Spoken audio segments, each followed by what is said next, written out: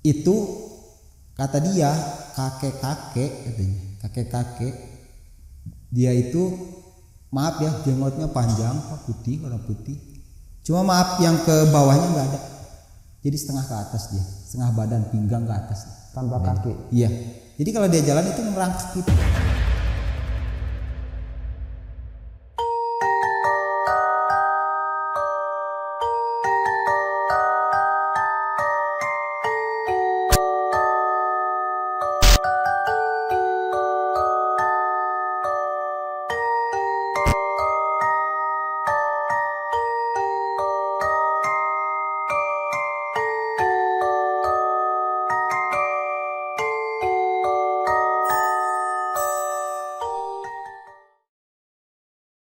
Assalamualaikum warahmatullahi wabarakatuh.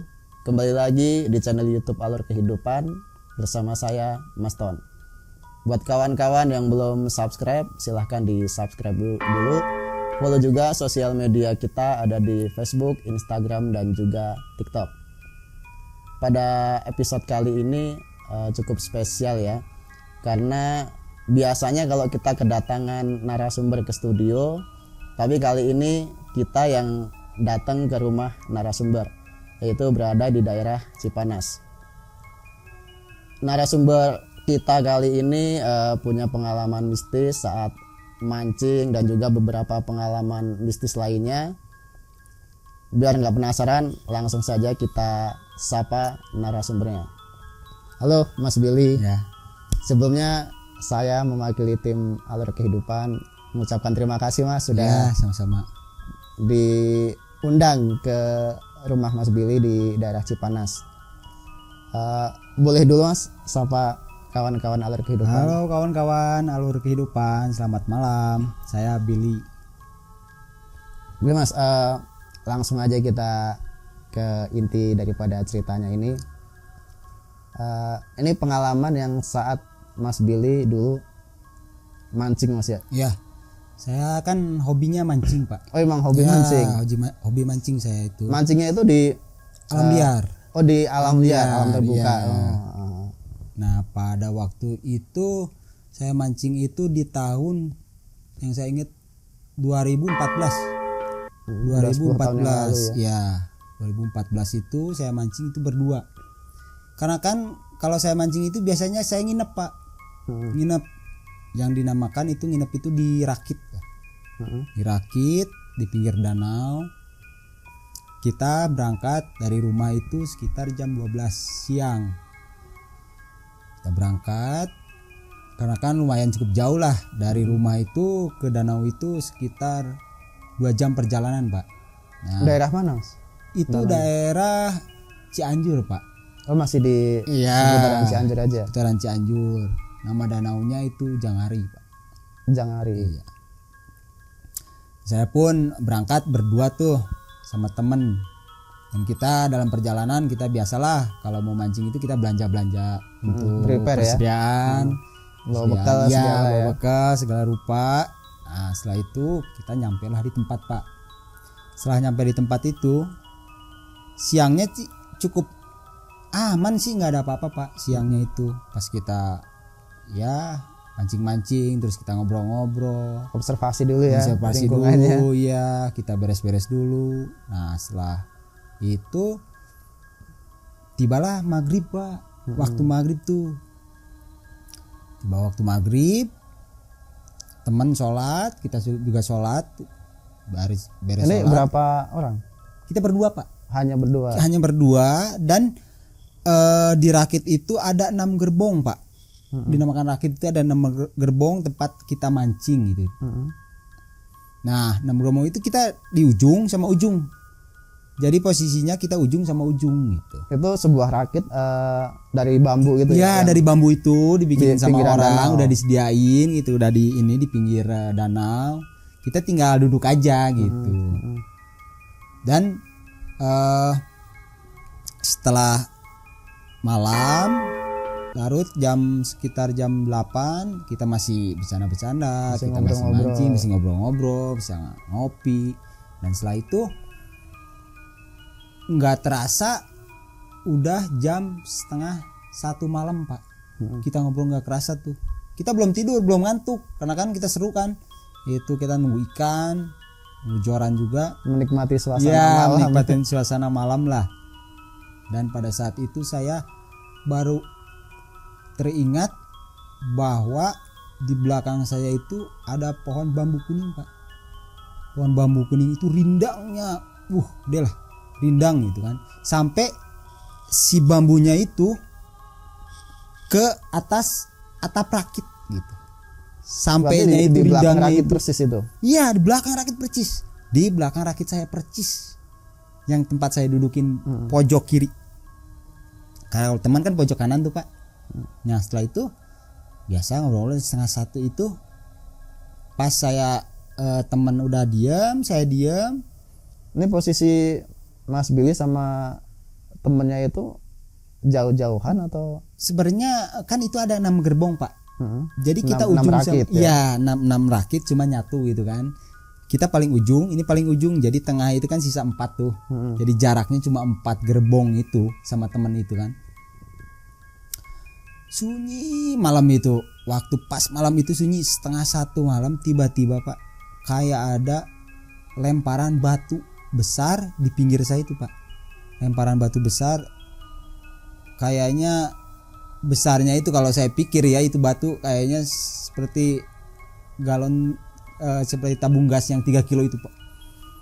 Wah, di depan saya itu, tapi kok nggak ada air. Otomatis kalau kita logika, Pak, air itu tenang. Kalau kita pakai logika, kalau ada yang lempar di pinggir kita, otomatis ada air, percikan air dong ke kita. Ini nggak ada, sama sekali. Tapi airnya tenang. Kok ada yang lempar gitu, kata saya. Setelah itu saya nyamperin lah ke temen, karena kan saya takut kan. Nyamperin lah ke temen, karena kan yang saya tahu teman saya itu dia bisa gitu, orang pinter gitu, dia juga bisa lihat gitu. Saya samperin, ngobrol-ngobrol lah. Dia cuma bilang jangan ganggu gitu. Karena kita di sini lagi mancing cari ikan, jangan ganggu kita gitu. Kata temen, cuma ngomong gitu aja. Otomatis kan saya bertanda tanya gitu kan, makin penasaran, apa sih ini, kenapa? Saya nanya lah, Om, kenapa sih ini? Udah nggak apa-apa Bil, kita kok di sini udah izin, kita nggak sembarang duduk, kita udah izin, ya udah minta izin mancing di sini gitu kan. Udahlah, kita lah biasalah ngobrol-ngobrol lagi, kita bikin kopi lah malam itu, Pak.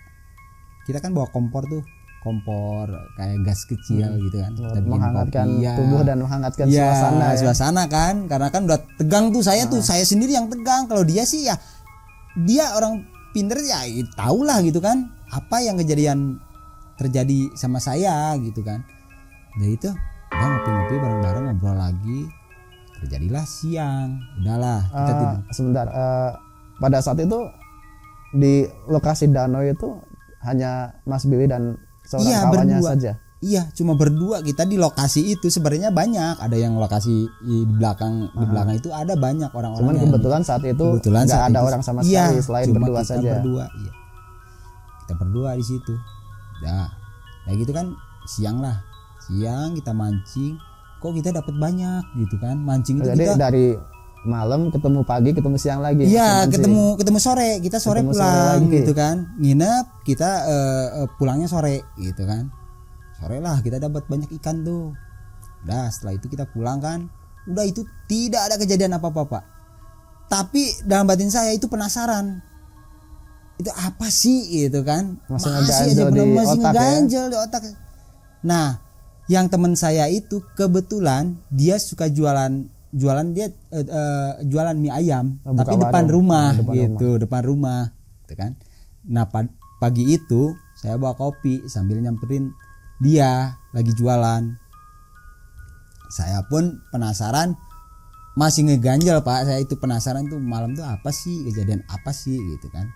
Karena kan dia tahu, saya tahu dia itu bisa lihat gitu, ya makhluk-makhluk kayak gitulah. Saya kurang tahu gitu kan. Cuman pada saat kejadian nggak mau cerita. Kayaknya kenapa dia nggak cerita? Takut saya ngedon gitu kan. Udahlah, ngobrol lah saya di situ, ditanya lah, Kang, kemarin itu waktu malam sih apa sih itu kejadian apa sih, ada apa sih kata saya kan. Barulah dia cerita gitu kan, kata dia itu semalam itu ada anak kecil pas di belakang rakitnya Om Billy katanya, di depan di bawah pohon bambu kuning itu.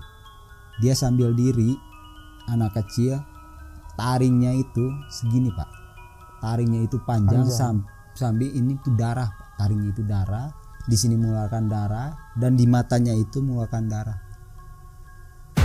Siapa yang merinding loh Pak saya nyerita ini. Masih teringat. Masih teringat ya? Saya jelas itu. Kalau saya diceritain di rakit itu Pak, otomatis saya ngedon lah gitu. Untung saya nggak diceritain sendiri. Makanya kata dia diceritain di sini, gitu, kata dia. Dia itu pengen jahil katanya dia. Si anak kecil itu jahil kata dia gitu kan, kata temen itu, si anak kecil itu jahil katanya. Terus dia lempar apa sih? Sebenarnya dia lempar batu katanya. Udah itu batu dia itu lempar itu. Tapi ya namanya goib gitu kan, namanya goib kok nggak ada percikan, nggak ada air tenang gitu kan. Iya, dia cuma ganggu aja gitu katanya. Cuma yang lebih serem lagi, apa coba katanya Om Billy, dia pas ketawa mulutnya itu ininya sobek, ininya itu sobek, taring ini segini berdarah. Pas dia ketawa dia ini sobek sampai segini. Tuh. Seseram itu ya sosok. Iya seseram itu, kata dia itu seram itu katanya. Kalau Kak Billy dibuka mata batinnya, katanya kalau sama saya dibuka mata batinnya, Kak Billy nggak bakalan kuat liatnya. Itu anak kecil taringnya segini, darah semua, dari matanya keluar darah. Terus kalau ketawa dia kayak menganga gitu sampai sini gitu. Kayak nggak ada pipi dia, yang alim nggak ada kulit pipi gitu. Saya ngeri banget kalau saya kebayang kalau saya diceritain di waktu pas kejadian itu, kayaknya saya ngedon Pak. Langsung pulang ya kayaknya. Nah habis itu dia cerita lagi, si teman saya itu cerita lagi, sebenarnya Kak Billy di pulau itu ada yang lebih tinggi yang ngejaganya katanya. Yang ngejaga itu kenapa lebih tinggi itu? Karena kan kata yang apa sih Deman, karuhun lah, itu karuhun dulu katanya. Leluhurnya. Ya? Leluhur di situ yang diam di situ. Jangan suka ganggu orang-orang yang lagi mancing katanya, biarin dia lagi usaha, katanya lagi cari ikan gitu. Jangan suka diganggu. Tapi yang suka ganggu itu yaitu dia anak-anak buah-buahnya itu. Yang bandel itu yang suka ganggu yang mancing itu yang anak-anak buahnya itu. Sebenarnya nggak boleh, karena kan apa Pak? Ada 2 pulau, sini pulau ada 1 petilasan Pak ternyata. Saya cerita ternyata di atas itu, di atas pulau itu ada kuburan petilasan orang zaman dulu yang masih suka datengin orang setiap malam Jumat. Sampai sekarang pun masih sampai sekarang pun masih ada, masih dijarahin sama orang gitu setiap malam Jumat. Kalau saya suka mancing pas malam Jumat, itu di atas itu ada yang suka ngaji Pak. Ada yang suka ngaji, cerita-cerita orang dulu. Saya baru tahu itu, bahwa di atas itu ada petilasan. Dia cerita, teman itu kan saya kan termasuk orang yang percaya nggak percaya gitu kan. Tapi pas saya kejadian itu dia cerita bahwa di atas ada petilasan, kenyataan emang ada gitu. Dan mau nggak mau ya harus percaya karena iya, harus Mas percaya sendiri bener, ngalamin ya. Iya bener, saya sendiri gitu ngalamin gitu. Ya setelah itu setelah kejadian itu apalagi, kata saya kan tanya lagi tuh, setelah itu kejadian apa? Sebenarnya ada yang mau datang lagi Kak Billy. Sebenarnya di atas yang anak kecil itu ada yang mau datang lagi, mengganggu katanya. Mengganggu kita berdua katanya.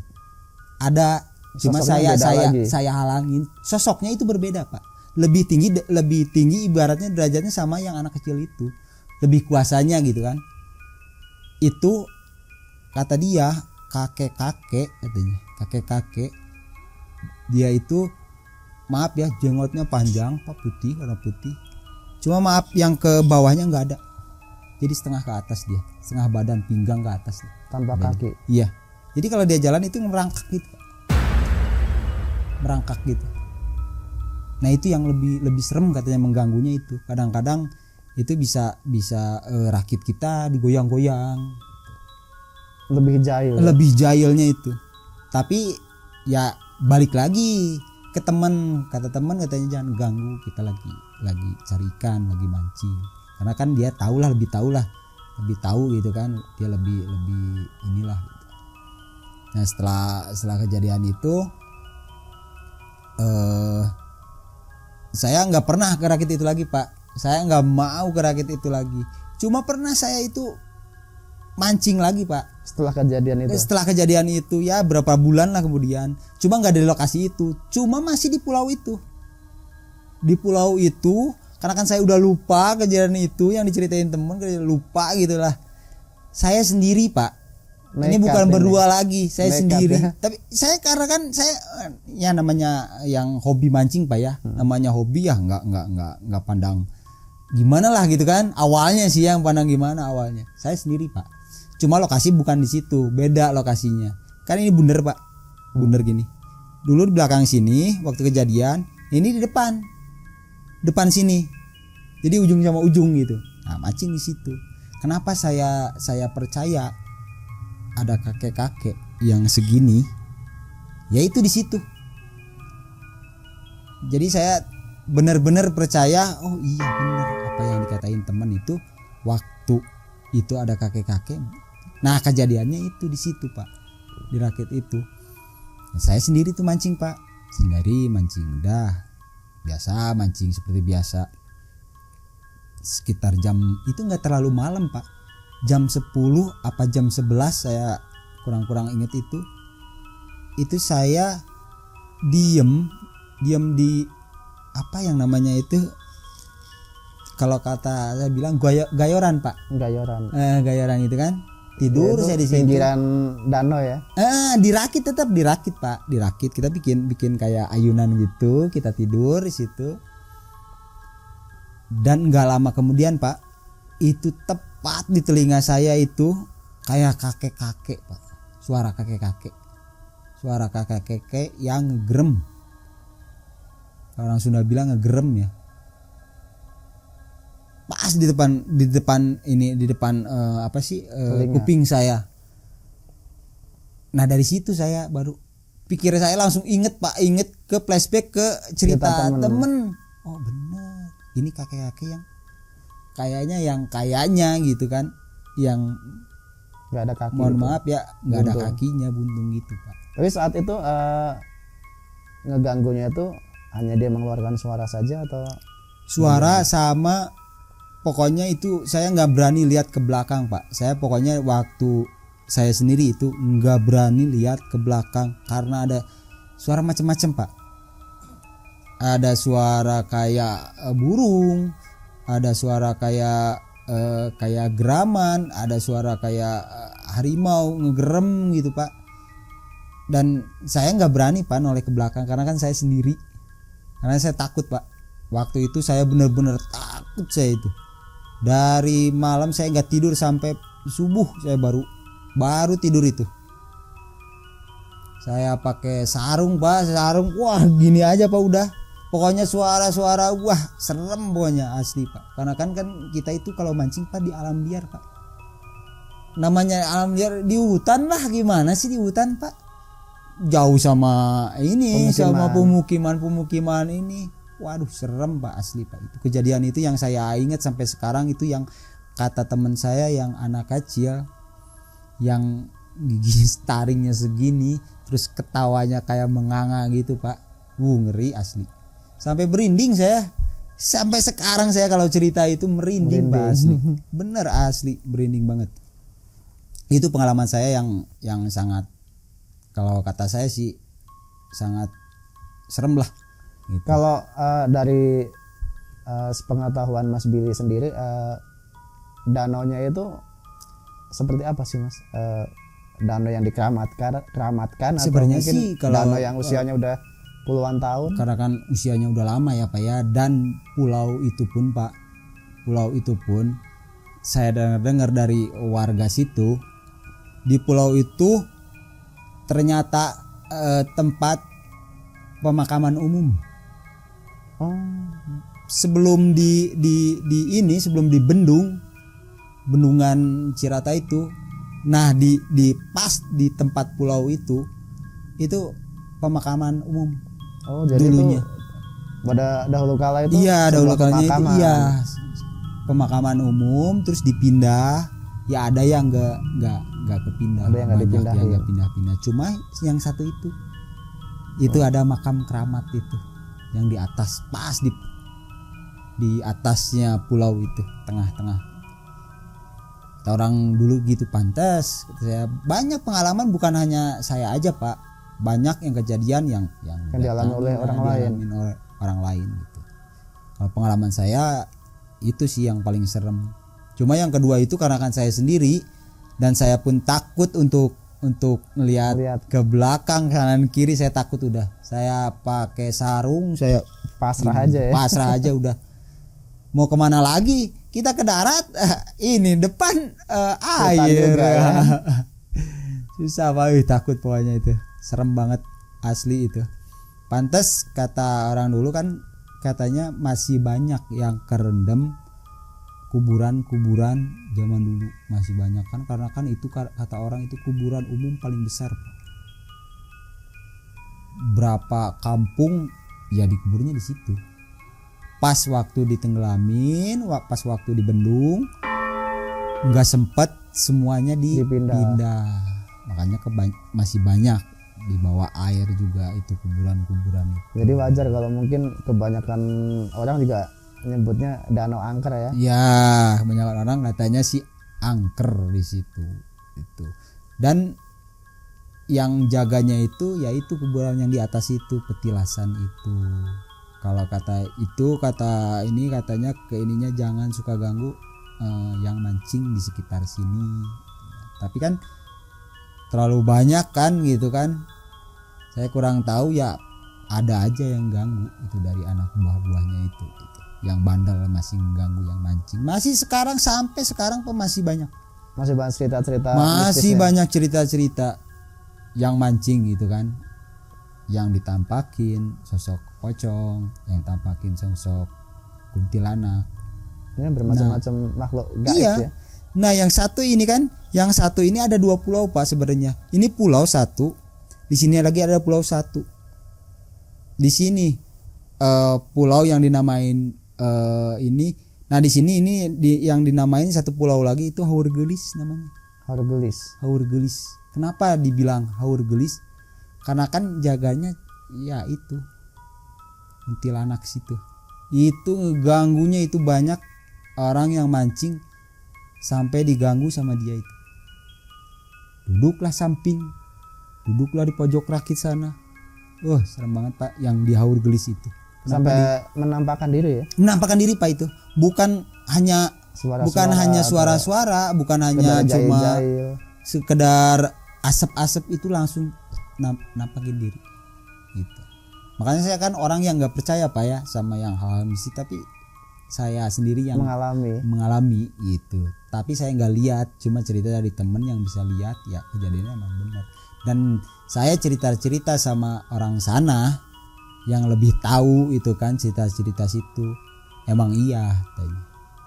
Satu di situ kakek-kakek yang bawahnya nggak ada, kedua anak kecil, 3 kuntilanak itu. Yang itu 3 itu yang sering mengganggu ke yang mancing, sering nampakin kadang-kadang kalau yang pas ke ininya. Pas apes ya. Pas apes ya.